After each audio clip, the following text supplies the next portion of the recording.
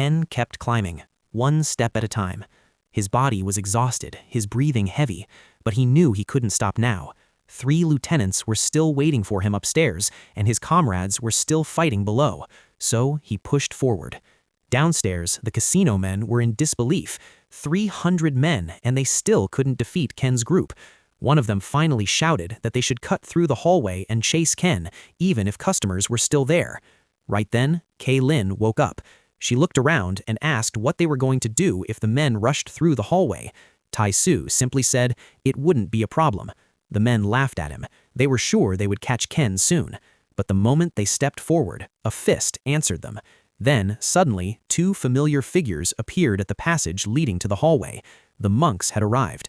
Kaylin's face lit up with relief the moment she saw them. Meanwhile, Do-hoon and Marin froze in fear. The monks calmly changed their clothes and admitted they were ashamed they hadn't been able to defeat the 300 men earlier. One of them shouted at Do-hoon and Marin, asking them if they wanted to repeat their brutal mountain training. The 2 instantly panicked and said they were ready to train again if necessary. But the monks shook their heads. There was no need. They would finish the fight themselves. With the path secured, Tai-Su gave Kaylin an order. Go help Ken upstairs. She agreed immediately. Then he turned to Marin and told him to follow after the fight was over. Ken finally reached the 4th floor. This level was different. Quiet, elegant, and lined with luxury rooms reserved for the casino's most powerful guests. For a moment, Ken slowed down, trying to gather his breath. Then suddenly, something wrapped around his neck. Before he could react, he was yanked sideways and dragged into one of the rooms. Ken immediately tensed. Was this a sneak attack? But instead of a fighter, he heard a soft woman's voice. She was calling for help. "Master, please come here." Ken looked up and saw a woman on the bed, dressed in revealing nightwear. She asked for him to come closer. Ken hesitated. He told her he shouldn't get any closer, but the woman smiled slightly. "Yet you came closer anyway." She claimed she had been kidnapped, that she was forced to stay here, but something about her story didn't sit right with him. Ken narrowed his eyes. He told her the truth as he saw it. She wasn't a victim trapped here. She was a gift for the casino's VIP clients, the cherry on top of their luxury experience. The woman didn't deny it. Instead, she smiled softly and told him something simple. "If that's what you think, then call me Cherry." For a moment, Ken felt strangely drawn in. Almost without thinking, he repeated the name. Cherry. Ken hesitated as the woman asked for help, and almost immediately he agreed. But the moment he tried to run off to continue his fight, the rope around his neck tightened. She pulled him back. "Don't leave me." Then, slowly, she began taking off parts of her outfit, casually telling Ken not to worry since she still had something on. Ken froze, clearly shocked and unsure what to do. The woman smiled playfully and said that if he helped her, there would be a reward. "On the count of 3, call me Cherry." Ken, almost as if caught in the moment, said it. "Cherry." She then laid back on the bed, teasing him and moving closer. Ken stood there, stunned by the situation unfolding in front of him. Cherry told him not to reject her, to stop holding back. Before Ken could react properly, she quickly locked handcuffs around his wrists. Still smiling, she gestured around the room. This place, she explained, was built like a sanctuary for the casino's most powerful customers, a place filled with temptation that few people could resist, like the finest wine made from perfect grapes. Cherry stepped closer and looked directly at him. Great men don't reject temptation. She told him not to be shy and invited him to taste it. Cherry suddenly climbed on top of Ken. She leaned close to him and whispered that no matter how much people tried to wash themselves, the scent of this place would cling to their skin forever. Ken tried to shout, but he couldn't. His mouth was tied, and when he struggled, Cherry slapped him hard to quiet him. With a curious smile, she ran her hand over him and asked if he could feel it. Cherry said she was like a snake, the kind that slowly wraps around its prey until it can't escape. But then her expression changed. She looked surprised by what she felt. It clearly wasn't something she expected. With a teasing tone, she wondered aloud if he planned to overwhelm her with such dangerous equipment. Since Ken couldn't answer, she laughed and assumed he must be too shocked to respond. Still, Cherry seemed completely caught up in the moment and kept provoking him, enjoying his reaction. At one point, she even used melted candle wax, laughing as she told him they should simply enjoy themselves. Ken cried out in pain and frustration. Cherry then tied his restrained hands to the bed frame so he couldn't move. After that, she leaned close again and spoke softly. He didn't need to struggle, she said. He should just relax. She would take care of everything and bring him to ecstasy herself. And with that, Cherry's strange and dangerous encounter with Ken truly began.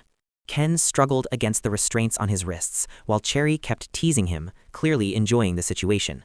But suddenly, with a sharp crack, the part of the bed where he was tied snapped. Ken immediately broke free. Without wasting a second, he grabbed the garter of Cherry's panties and flung her away from him. Cherry quickly regained her balance and stared at him. "What do you think you're doing?" she demanded. Ken shouted back that the desire and temptation she was trying to push on him had no place in him. Cherry smirked and asked if he was saying that because she wasn't appealing, or if even after being freed, he still didn't want her. Ken began to stammer, trying to explain that wasn't what he meant. At that moment, something suddenly struck his side, ripping part of his clothes. Cherry's expression turned colder. She said she had originally planned for Ken to die from the pleasure she was offering, with a smile on his face. Then she calmly revealed who she really was. Cherry wasn't just a captive woman. She was one of the lieutenants. Ken froze for a moment after hearing Cherry reveal her true role. Cherry shrugged and said it was a shame someone like him had been blessed with huge equipment, but his head was too stubborn. Before he could respond, she lashed out. A whip cracked through the air and struck toward him. In the same motion, she leapt forward and kicked him straight in the face, sending Ken crashing into a small table. She didn't stop there. Cherry rushed him again and drove her knee into him, but this time Ken reacted. He grabbed her, wrapped his arms around her, and slammed her to the floor like a wrestler. Cherry blinked in surprise for a second, then smirked. Since he was suddenly holding her so tightly, she teased that maybe he had changed his mind after all. She told him to go ahead and do whatever he wanted. Ken immediately let go and stepped back. "You're thinking the wrong thing," he said. Cherry's smile vanished. She struck again, smashing her heel against the wall and snapping part of it. Using the broken heel like a weapon, she kicked toward Ken's face. Just before the strike landed, Ken rushed forward and countered with a powerful tackle. Cherry was driven back hard and slammed into the wall beside the bed.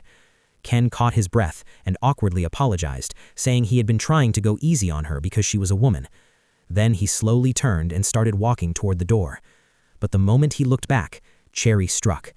Her kick landed directly between his legs, and Ken screamed in pain. Before he could recover, she smashed a hard object against his head. Ken staggered, barely able to stay standing. His mind raced. How could she still be moving like that? She didn't even look injured. Cherry dropped down in front of him and glared. She called him a hypocrite, someone who pretended to resist desire and temptation. Then suddenly, she threw herself toward him again and told him this was his last chance. Ken, still in pain, looked at Cherry and asked something directly. "If I agree, will you acknowledge me as your master?" Cherry's lips curled into a smile. She said his answer was interesting because it sounded like a yes. As she spoke, she pulled his face closer to her chest, almost teasing him again. But suddenly, Ken pushed her away. He stared at her carefully and asked who she really was. "You're not Cherry," he said firmly. The woman laughed softly and insisted that she was Cherry, but Ken shook his head. He said something about her chest being different. That seemed to excite her. She looked impressed that Ken had noticed such a small detail. Ken then pointed out something else. The heels she was wearing weren't broken. Just then, another woman stepped into the room. This one had bandages wrapped around much of her body. Ken's eyes widened. The two women calmly explained the situation. They were both Cherry because they were twins. Ken quickly realized that the bandaged one must be the one he had fought earlier, the one who had actually been badly wounded. The twins exchanged amused glances before turning back to him. Then, with playful voices, they asked Ken again if he wanted to spend the night with both of them. After all, they said, an opportunity like this only comes once in a lifetime. Ken shook his head and said he wouldn't agree. He told them he didn't see the world the way they did. The twins exchanged looks, clearly annoyed. Deciding he was more trouble than he was worth, they chose to kill him. One of them suddenly hurled a bottle stand filled with acid at him. Ken barely dodged in time. The liquid splashed onto the sofa behind him, and the material instantly began to melt. But the attack didn't stop there. The twins rushed in together and launched a simultaneous kick. Ken managed to evade one of them, but the other strike landed squarely on his face. They pressed the assault, giving him almost no room to breathe. In the middle of the chaos, Ken suddenly remembered something Tae-soo had asked him earlier in the car. Was he ready to live with everything that would come with owning a casino? The thought hit him hard. Suddenly, Ken flexed his muscles with all his strength. The restraints around his hands and the tie around his neck snapped loose. Before the twins could react, he grabbed both of them and locked them in a tight hold, lifting them off the ground. One of the sisters ended up hanging upside down as he restrained them. Ken shouted that everyone lives in a nest of desire and that people can easily fall into temptation. But he said he didn't understand living that way. Even if that kind of life was what some bosses believed in, it wasn't what he believed a boss should be. A boss, in his eyes, couldn't become a slave to desire or temptation. He had to overcome it and bury it. As he spoke, Ken tightened his grip on the twins, refusing to let them break free. After holding them in that crushing embrace for several moments, Ken finally released the twins. Both sisters collapsed to the floor, breathing heavily. They tried to stand but couldn't manage it, their bodies still shaken from the pressure of Ken's grip. Ken looked down at them and asked quietly if they now understood why he hadn't taken advantage of them earlier.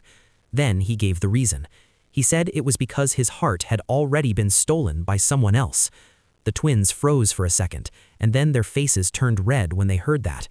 Just then, another voice spoke from behind him. Kayleen had appeared. She casually asked if his fight was already over. Looking at his condition, she commented that he had taken more damage than she expected. Still, she said that going through battles like this would help him grow. One day, she believed, he would become a real boss. Ken didn't respond much. He simply continued forward toward the next floor. While walking, he thought about the fights so far. Since the last battle had been against twins, that meant he had already defeated 4 lieutenants. Only one remained. Ken arrived at the 5th floor. Someone was already standing in front of the door, blocking the way. Ken looked at him and calmly said, "I'm guessing you're the 5th and last lieutenant, right?" But then something caught his attention. Behind that man, another figure slowly peeked out. It was the same person who had previously defeated Pickaxe.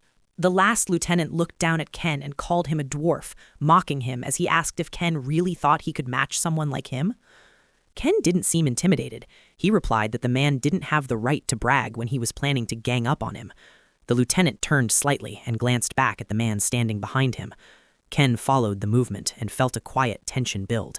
If those two fought him together, things were going to get very difficult. For a moment, Ken reflected on everything that had brought him here. All of this had started when he decided to take control of the casino. From that moment on, he had thrown himself straight into a war between a powerful corporation and a criminal gang. He remembered the first lieutenant, a veteran fighter who tested whether Ken could bear the weight of responsibility. Then the chef, who challenged his professionalism and discipline, and the twins, who tried to drag him into temptation and see if he could resist desire. Thinking back on those fights, Ken realized something. He wasn't truly accomplished yet. What allowed him to get through those battles wasn't just his strength, it was his convictions. But now, this opponent felt different. This was the real deal. The last lieutenant suddenly spoke again, warning Ken not to even think about teaming up with the short guy standing behind him.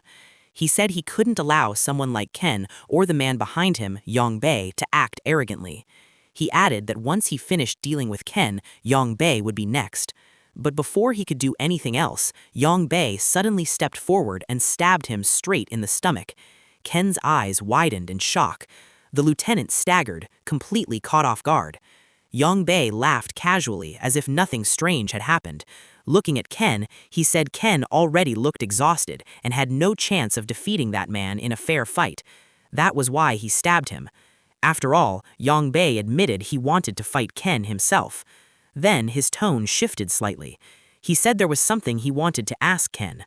Ken stayed silent, watching him carefully. Yong-bae then said that in his view, a state functions exactly the same way as a gang does. Outside the casino, a group of men finally arrived. They were old friends of Tae-soo. Tae-soo walked up to them with a grin and greeted them warmly. He grabbed their shoulders like family and called them uncles. He told the person they were about to follow was currently busy inside. Then, almost unexpectedly, he pulled them into a hug and thanked them, saying he was glad they were still alive. Meanwhile, back on the 5th floor, Ken faced Yongbei and told him bluntly that he didn't have time to listen to long philosophies. If Yongbei had something to say, he should just say it. Yongbei nodded slightly. He said he wanted to know what kind of boss Ken would be when facing a truly strong opponent. Ken answered without hesitation. He said he would be the kind of boss who fights for his convictions and protects the principles he believes in. Yongbei listened, then immediately rejected his answer. Rejected. At the same moment, he threw a knife straight at Ken. Ken quickly dodged it. Ken frowned and asked if Yongbei really wasn't satisfied with his answer. Exactly, Yongbei replied. Ken cracked his fist and said that in that case, they were simply equals. Then he added another reason they had to fight, because he couldn't stand Yongbei's face. The two attacked at the same time. Yongbei leapt into the air, preparing a powerful kick, while Ken stepped forward with a punch ready. Both attacks missed. They immediately continued exchanging blows. Ken's punches cut through the air, barely missing, while Yongbei's strikes were blocked by Ken's guard. Ken began to notice something unsettling: Yongbei's speed. Just when Ken thought his punch would finally land, Yongbei slipped around it and countered. A rapid series of punches struck Ken before he could react. Ken staggered back. Yongbei calmly admitted that Ken was strong and that fighting him wouldn't be easy. But then he added something cold. If Ken couldn't give him a satisfactory answer to his question, the only thing waiting for him would be death. Ken stood there bleeding and breathing heavily, forcing himself back onto his feet. Yongbei looked at Ken and calmly said that Ken was already doomed. He laid it out point by point. First, Ken was already beaten up and could barely stand properly. Second, Yongbei himself was stronger than him. And third, behind the door stood the most feared casino owner in the country, a man who was waiting to kill Ken. According to Yongbei, Ken didn't even understand the real depth of the war he had started. Then he repeated the same question from earlier.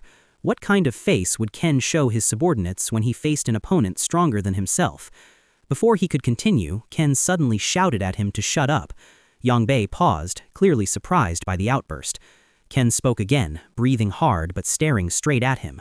He said he understood how important the casino was to Yongbei, but even knowing that, he still couldn't stand him. Not after what Yongbei did to Pickaxe. Ken reminded him that Pickaxe had fought with everything he had for Ken's sake, only to get beaten so badly that he ended up in the hospital. Ken's voice rose with anger. He said the first thing he was going to do was crush Yongbei. Yongbei steadied himself and waited. Ken stepped in first and threw a punch, but Yongbei blocked it cleanly. Ken tried to follow up, yet his body wasn't cooperating the way it should. He could feel how exhausted he was. Blood kept running down from his head, blurring his vision. Still, he forced out a kick. Yongbei raised his guard and stopped it. Looking at him, Yongbei admitted that Ken had guts. Then he suddenly launched an uppercut. The strike grazed Ken's face before Yongbei immediately jumped and slammed both feet into him. The impact sent Ken flying backward. He crashed hard into the reception area of the floor, furniture breaking around him. Yongbei looked down at him and asked calmly if he could still stand. For a moment, it seemed like Ken might stay down, but then he pushed himself up. "Yeah, shorty," Ken said, breathing heavily. "The fight's just getting started." Yongbei watched him carefully and admitted that Ken really was the real deal. Still, Ken looked like he could barely keep his balance. Ken smirked weakly and told him he should worry about himself instead. Then, suddenly, the door behind Yongbei opened. A voice ordered them to stop the game. Several men stepped out from the boss's office, all holding weapons, and behind them stood the casino boss himself. He looked straight at Ken. "Ken Kitano, I presume," he said coldly. "The low-life punk who thinks he can bring down my casino, along with Mr. O." The boss asked if Ken had any idea how many men he had lost because of him tonight. Then he gave a simple order: kill him. Immediately, the men around him raised their weapons and pointed them at Ken. Meanwhile, chaos was spreading across the casino floor. The casino's men stood facing Tae-Soo's former group, with Do-Hyun at the front. Both sides were tense, ready to clash again at any moment. Then suddenly, a door behind Do-Hyun opened. The 4 lieutenants that Ken had fought earlier stepped out. The veteran fighter, the chef, and the twins, along with the others who had crossed paths with Ken during his climb. Lin and Pickaxe had fought them earlier as well. Do-hyun froze in shock. He couldn't understand why they were suddenly appearing like this. At that same moment, something else was happening upstairs. Behind Ken, the door to the 5th floor slowly opened. Marin stepped out. He walked toward Ken slowly, without saying a word. Ken turned and looked at him, and immediately felt something strange. Marin looked different. His expression was colder, sharper, like someone who was genuinely furious. Back downstairs, the 4 lieutenants spoke to the casino's men. They calmly told them that the fight was over. Then they said something even shocking. They had decided to stop fighting and asked everyone to follow them instead. From now on, they said, those men should become underlings of their new boss. At the same time, upstairs, Marin shouts at the boss, then pulls out a gun. And without hesitation, he started firing. Gunshots echoed through the floor. All of this unfolded while downstairs at the bar, Tae-soo simply sat there. In front of him was a cup of coffee. He stared at it quietly, as if everything happening around him was just another ordinary moment. Ken immediately assumed that what was happening had to be Tae-soo's order. Yong-bae also looked stunned by the sudden turn of events. The boss glared at Ken and demanded to know what he thought he was doing.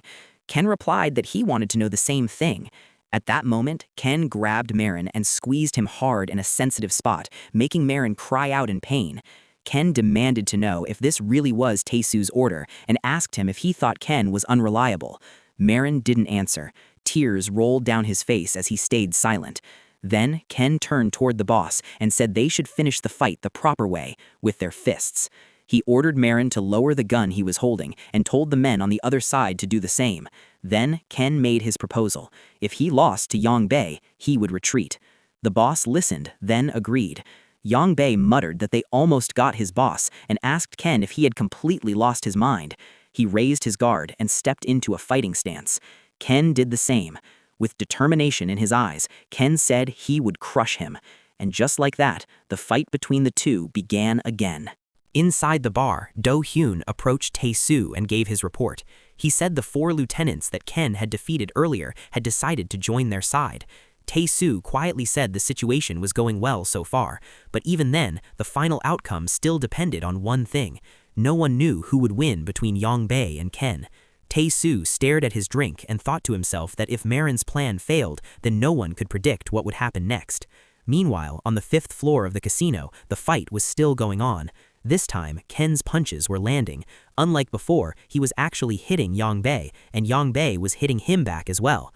The fight had turned into a brutal exchange where both men were connecting with their strikes. They were almost completely even.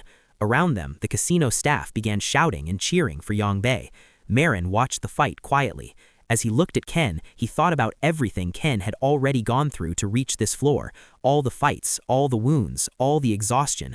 Honestly, Ken's stamina was unbelievable. But even so, Marin could see the truth clearly. Ken's body was reaching its limit. His legs were barely moving anymore. They looked completely numb, almost lifeless. Marin couldn't even imagine how much pain Ken must be feeling, or how his legs could still support him at all. The only thing still moving properly was his upper body. Suddenly, Yong-bae landed a solid punch straight to Ken's face. Ken slid back from the impact, and before he could recover, another attack came. Yong-bae spun and launched a clean backward somersault kick that smashed right into Ken's chin. His comrades erupted in cheers. Yong-bae exhaled slowly, thinking the fight was finally over. As he relaxed for a moment, the bandage on Ken's head slipped off and fell to the floor. But then, something strange happened. Yong-bae's comrades suddenly went quiet. Ken hadn't fallen. His body was bent backward from the force of the kick, almost unnaturally, but somehow he was still standing, forcing himself upright again. Ken looked at him and asked where he thought he was going. Their fight wasn't over yet. Without hesitation, Yong-bae turned around and kicked Ken in the face again. For a moment, it looked like Ken would collapse, but once again, he forced himself to stand. Marin watched and swallowed nervously. Yong-bae stepped forward and threw a brutal uppercut into Ken's chin. Ken answered immediately. He kicked Yong-bae straight in the face. "Boss!" Marin shouted as he watched the fight unfold. Ken followed up with a heavy punch that slammed into Yong-bae's face. Angry now, Yong-bae retaliated with a flurry of blows, striking Ken's body and face again and again. The exchange lasted only a moment. Then, finally, Ken collapsed to the floor. Young Bae stood there, breathing heavily, clearly exhausted from the fight. Even so, he looked at Ken with a kind of respect. Still, he told Ken to stop. There was no point in standing up again. Young Bae said that if Ken couldn't answer his question, then he didn't need to keep fighting. According to him, Ken's belief might work when facing weaker opponents, but against someone stronger, it wouldn't be enough. In the end, even the people Ken wanted to protect would be lost. But then, from the floor, Ken suddenly spoke. He said quietly that he didn't want to endure this again. Young Bae's eyes widened in shock. Before he could react, another voice spoke from behind him. It was the boss. The man calmly told Young Bae not to worry anymore. Ken wouldn't be a problem from now on. After all, Ken was simply acting according to his beliefs. Then the boss added something else. Here, in this place, he was the master. And because of that, he could already see how everything would end. If he were the one answering Young Bae's question, he said, he would pretend to cooperate with a stronger opponent while secretly growing stronger himself.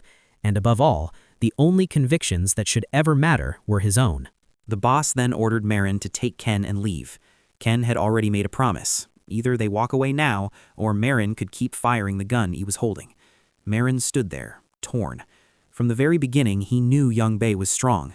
Honestly, he already knew how this fight would end, yet he hadn't stopped Ken, and he hadn't carried out Tae-Soo's order either. If they retreated now, they could regroup with their allies downstairs. They could cooperate with the others and come back later. That would have been the logical move. But after everything he had witnessed, after watching Ken fight through every battle and somehow win, Marin couldn't just abandon him. Finally, Marin shouted that they would leave as promised. Just as he was about to move toward Ken, Ken slowly raised his hand. Marin stopped immediately. Ken weakly closed his hand into a fist and told Marin to stay quiet for now and not bury him yet. He even managed a small smile. Marin couldn't hold it in anymore. Tears streamed down his face as he called out to him. "Boss!" Off to the side, Young Bae watched the scene with clear irritation. Ken slowly pushed himself back to his feet. He looked at Young Bae and apologized for disappointing him earlier, but then he told him not to worry, because now he finally had an answer to his question. Ken pointed toward the boss behind him and said that he should actually thank him. The boss frowned and asked what he meant. Ken replied that because of him, he had finally figured it out. The boss warned him not to start giving some grand speech. Ken shook his head and said he wasn't planning to. Instead, he said the boss's philosophy was ridiculous and honestly pretty pathetic. Even after everything, Ken said he still believed his own conviction was the right way. Young Bae shouted at him, asking if he was joking by repeating the same answer again. Ken just smiled. He said that after thinking everything through, his form was finally perfect. Now it was Young Bae's turn to suffer. Suddenly, Ken slammed his foot hard against the floor. The impact shook the ground, surprising Young Bae. Without hesitation, Young Bae rushed forward and unleashed a barrage of punches. But this time, Ken avoided every single one. Young Bae immediately noticed something was different. Ken's speed had changed. Marin noticed it too. Watching in disbelief, he shouted that no one could stop Ken now.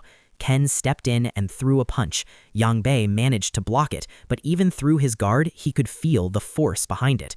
For a moment, Young Bae was stunned. He wondered if this was Ken's true strength. The fight continued without pause. Blow after blow, Ken and Young Bae kept exchanging strikes. In the middle of it, Young Bae shouted at Ken, asking if he seriously thought he was superior to everyone else. Ken answered while moving in and out of his attacks. He said he never forced anyone to follow him. He was simply fighting for what he believed in and to protect people who needed protection. As the fight continued, Ken pulled his arm back, preparing an uppercut. He shouted that he never demanded anyone to fight by his side. Everyone had their own choices, their own opinions. Young Bae looked shocked hearing that. Just before the punch came, Ken added one more thing. He had never asked for anything in return. Then the uppercut landed, a brutal blow that smashed into Young Bae. But Ken didn't stop there. He rushed forward immediately. Watching the moment unfold, Marin shouted "boss" through tears. Ken leapt forward and drove a flying knee straight into Young Bae's chin. The impact sent Young Bae flying backward into his own comrades. The boss looked at him coldly and muttered that Young Bae was useless. Ken stepped forward and called out to the boss, declaring that the casino now belonged to him. The boss didn't hesitate. He immediately ordered his men to kill Ken. Marin shouted for them not to forget about him and raised his gun, but before he could fire, someone appeared beside him holding a samurai sword. The blade slashed across Marin's arm. The gun dropped from his hand. Ken shouted at the boss, accusing him of being a coward for breaking their agreement. The boss looked at him calmly and replied that cowardice had nothing to do with victory. In the end, only the result mattered. The boss's men rushed forward, drawing their samurai swords and charging straight at Ken. But before they could reach him, a blade suddenly cut across their path. Yang Bei had stepped in. In an instant, he slashed the men down. The boss stared in disbelief. The situation had completely turned around. The same man who had just fought Ken was now standing in front of him, protecting him. Yang Bei calmly said that he had made his decision. He would support Ken. Then he looked at his former boss and even thanked him.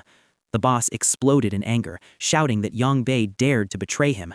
He called him nothing but a coward. Yang Bei shook his head and said he was taking those words back. Then he told the boss to take a good look at the disaster that was about to happen. It is called Ken. The boss froze when Ken stepped toward him. Fear was written all over his face. In the next instant, Ken's fist slammed into him, and Ken let out a loud shout and raised his hand. The fight was over. That moment marked the end of the battle for the casino. The takeover itself lasted until morning. Just like when they seized control of the Galki group, Tae-Soo had already prepared everything in advance. The paperwork, the legal side, the internal organization, all of it had been planned ahead of time. Even the former boss's men were reorganized, with the help of the lieutenants who had decided to follow Ken. By the time everything settled down, Ken was completely exhausted. He had fallen asleep on a chair. Pickaxe eventually woke him up and told him that everything was finished. Ken smiled faintly and said that they were finally heading back to Seoul. Inside the car, Ken fell asleep almost immediately. As the vehicle prepared to leave, the lieutenants approached one by one and bowed to him. Finally, Yang Bei stepped forward. He bowed deeply and thanked Ken. Then he addressed him with a new title, Boss. With that, the car slowly drove away. Meanwhile, in a quiet park, Mr. O was slowly sweeping dry leaves along a path. The man who once controlled everything now looked almost ordinary, carrying out his sentence of 300 hours of community service. A reporter suddenly approached him and asked him if he thought the punishment he received was fair. Before Mr. O could answer, his assistant quickly stepped in and stopped the reporter from pushing further. At that moment, another man came running toward them. Breathing heavily, he reported the news. Ken had won. Mr. O paused. He lifted his head and looked up at the sky for a moment. Then he said quietly that he had been afraid of something like this. Maybe he had pushed Ken too far, raised him too high. Now it left a strange, bitter taste in his mouth. His assistant tried to reassure him. After all, he still came out on top in the end. He should feel relieved. But Mr. O simply looked down at the dry leaves gathered by his broom. He said that the more leaves he collected, the closer he would get to inner peace. Then, after a brief silence, he added one more thing. He wanted to see his son. A month later, Ken and Tae-Soo met again in Seoul. The weather was cold. Tae-Soo handed Ken a bag and told him to put it on if he didn't want to freeze. Ken pulled out a coat from the bag and slipped it on while the two of them casually talked about his salary. After that, they went into a small neighborhood restaurant. They ate together, talked, and had a few drinks like nothing unusual had ever happened. At one point, the television inside the restaurant switched to a news report about the casino. The screen showed its new director. It was the head monk who had once trained them. Tae-Soo commented that the monk actually suited the position. After all, he even ran a small business in Japan. Ken nodded and said he agreed, but then asked why the monk was still bald. Tae-Soo shrugged and joked that maybe he was just naturally bald. Later that night, the two of them stepped out onto the restaurant's rooftop. The city lights stretched out around them. Tae-Soo looked at the night sky and said it felt peaceful, almost like the night air was washing away everything that had happened. Ken told him that this was the perfect moment to talk. Tae-Soo turned to him, confused. Sorry? Without warning, Ken punched him straight in the face. Tae-Soo dropped to the ground. Ken looked down at him and said he hadn't planned to say anything, but Tae-Soo wasn't fooling him. Ken told him he already knew about all of his plans and that young Bei had been his ally from the very beginning. Tae-soo's eyes widened in shock. Ken continued, calmly laying everything out. He said it started with Yang Bei, the casino dealer, telling him that Mr. O's son was going to the casino. Right after that, Tae-soo arranged the meeting that introduced Ken to Mr. O, which led to their fight. From that moment, the entire situation at the casino began unfolding exactly the way Tae-soo had planned. According to Ken, Yang Bei then provoked Mr. O's son and beat him badly. Furious, Mr. O retaliated by attacking the casino. Then the casino boss followed Yang Bei's advice and came looking for help from them. Because of the grudge they already had against Mr. O, they didn't hesitate to get involved. And in the end, Mr. O went to prison. Ken paused and said that technically the story could have ended right there. But Tae-soo wasn't satisfied. Ken explained that Tae-soo planned one final move. He pushed things further by changing the boss's mindset, and that eventually led to Pickaxe being beaten nearly to death, destroying the trust between them and the casino. From there, Mr. O supported their side, and Ken ended up accepting the position as the new casino owner. That was the moment the war truly began. Tae-soo stayed silent, stunned by everything Ken was saying. Ken continued. He said the only flaw in Tae-soo's entire plan was Yang Bei's reaction when he betrayed his boss. Because Tae-soo feared the plan might fall apart at that moment, he secretly ordered Marin to kill the boss. Ken smiled slightly and added that thanks to what happened, that part of the plan never came true. Yang Bei had chosen to join him instead. Tae-soo finally spoke and congratulated Ken. But Ken immediately cut him off. He told Tae-soo to stop pretending and just talk. Then Ken said he wanted to hear the truth. Tae-soo finally spoke. He told Ken that the casino used to belong to his father. Ken nodded. He already knew. That was why Tae-soo understood everything about the place. The system, the people inside it, even the behavior of the boss who had taken control of it later. Tae-soo didn't deny it. He said his father had been a good man, the kind of man who gave people chances. The former boss of the casino had once worked under his father. Even Yang Bei, when he was still a homeless kid on the street, had been taken in by him. But his father had strong convictions.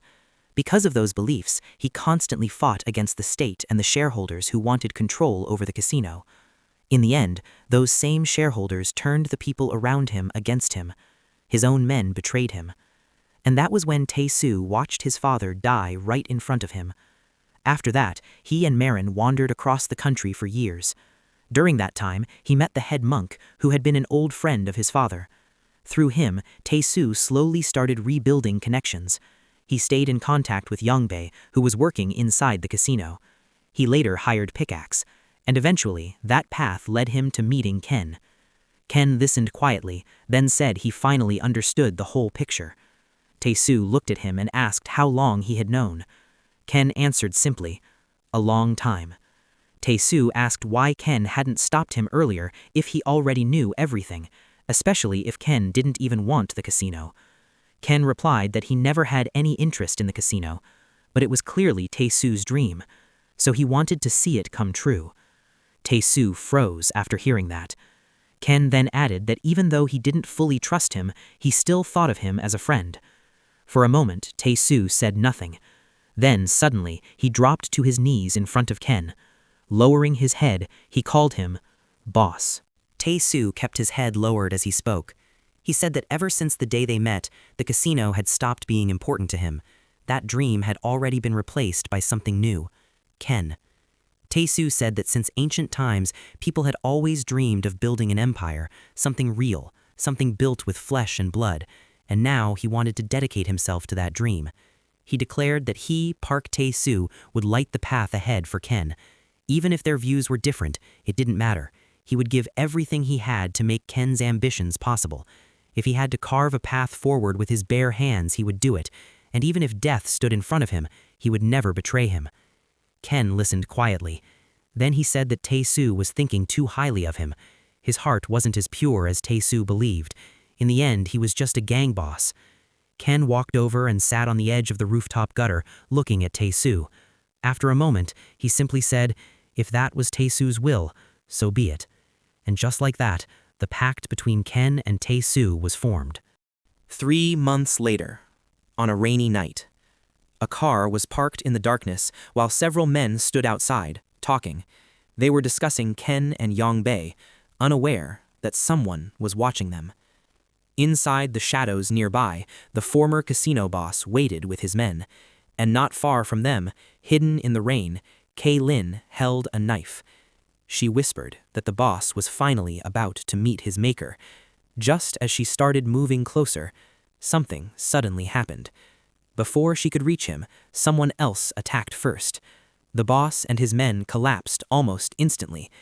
Kay-Lin rushed forward through the rain and demanded to know who the man in the raincoat was.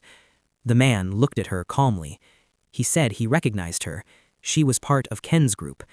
Then he introduced herself in a simple way. He said she was the cleaner for Ken's organization. Kay-Lin was surprised. The man added that it seemed Tae-soo had already given her the order to eliminate the former casino boss, just like she had done with the boss of the Gal Key group before. He said he simply worked faster. That's what happens when 2 killers are assigned to the same target. Kay-Lin stared at him and asked who he really was and where he came from, but the man didn't answer. Looking at him carefully, Kay-Lin guessed he might be Thai or maybe Vietnamese. The man then said he had a message for Ken. He told her to tell Ken that they would meet again very soon. Then, without another word, the man turned and walked away into the heavy rain, leaving Kay-Lin standing there alone. All right, we'll pause it right here. Ken fought through every floor, every lieutenant, every test thrown at him. Strength, temptation, conviction, all of it tried to break him. He bled. He nearly fell. But in the end, Yongbei fell, the casino changed hands, and Ken walked away as the new boss. But the real twist? The war wasn't just in the casino. It was planned from the very beginning. Tae-soo's revenge, Ken's rise, and now their pact. Yet somewhere in the rain, a new shadow has already appeared. If you're enjoying the story, like the video, subscribe, and stay with us. Next chapter, Ken's empire begins.